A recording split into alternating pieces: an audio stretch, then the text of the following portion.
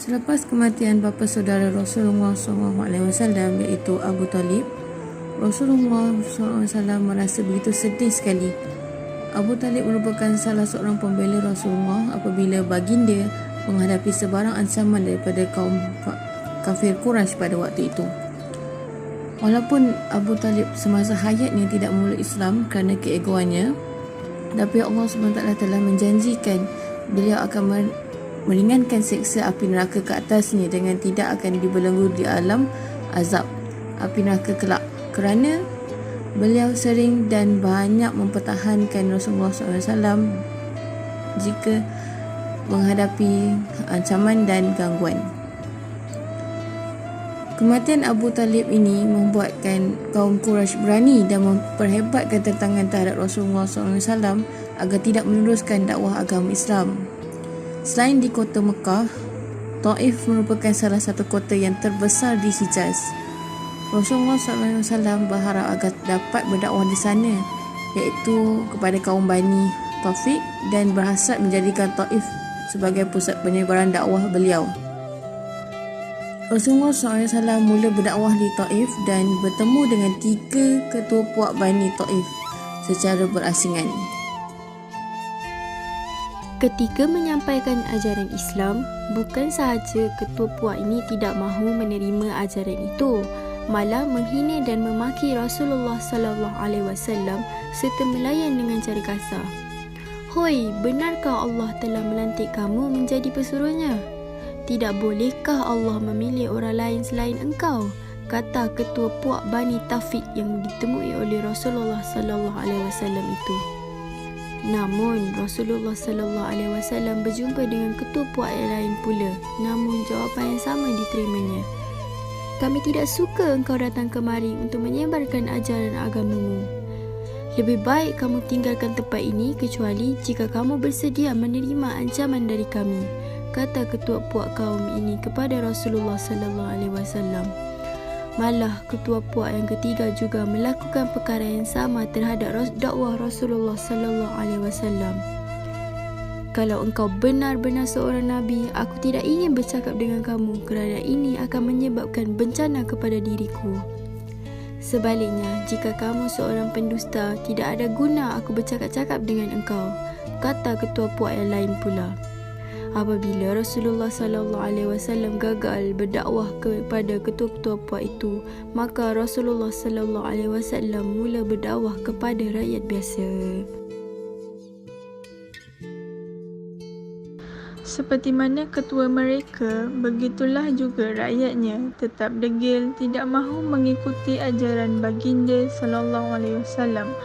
Malah mereka menghina, mengejek, membaling batu kepada Rasulullah SAW. Rasulullah SAW dikejar dan dibaling dengan batu hinggakan baginda SAW luka-luka berdarah serta mukanya baginda SAW berdarah. Rasulullah meninggalkan Taif dan berhenti berehat seraya berdoa, "Wahai Tuhanku, kepada engkau aku adukan kelemahan tenagaku serta kekurangan upayaku pada pandangan manusia. Wahai Tuhanku, kepada siapa engkau serahkan diriku? Kepada musuh yang akan menerkam aku atau kepada keluarga yang simpati terhadapku? Tidak keberatan begitu asal aku dalam keredaanmu. Aku berlindung dengan cahaya mukaku yang mulia yang menyinari langit dan yang menerangi kegelapan di mana teraturnya urusan dunia dan akhirat."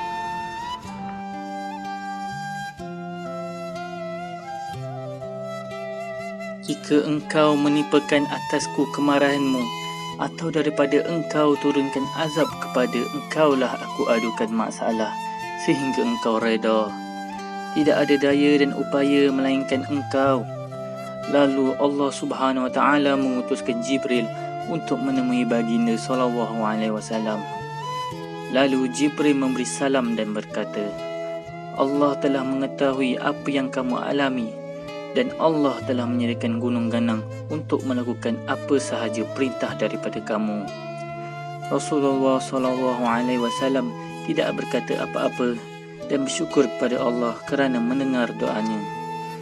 Belum sempat Rasulullah SAW bersuara, Jibril berkata lagi, "Wahai Rasulullah, saya bersedia untuk menjalankan apa yang Tuan perintahkan. Jika Tuan mahu saya lakukan gunung ganang itu sehingga penduduk di sana mati tertimbus, saya akan laksanakan. Tetapi jika tidak, maka Tuan cadangkan apakah balasan yang selayaknya mereka terima." Sebaik mendengar kata Jibril itu, maka Rasulullah SAW mula merasa simpati terhadap kaum Bani Tafiq. Itu jika peristiwa itu benar-benar terjadi. Lalu Rasulullah bersuara, "Walaupun mereka tidak mahu menerima Islam, tetapi saya yakin pada suatu hari nanti anak cucu mereka akan menyembah Allah. Janganlah hukum mereka." Pinta Rasulullah walaupun hatinya terluka di saat itu. Baginda berdoa kepada Allah supaya memberikan rahmat dan hidayah kepada orang-orang yang telah menghina dan mencaci baginda. Begitulah mulianya hati Nabi Muhammad SAW. Walaupun dihina, dikeji, malah dicederakan, baginda tetap mendoakan agar orang yang menganiaya baginda memperoleh kebaikan. Demikianlah kesusahan yang ditanggung Rasulullah SAW dalam melaksanakan perintah Allah SWT. Baginda sangat ingin menyelamatkan umatnya. Hebatnya jiwa seorang Nabi.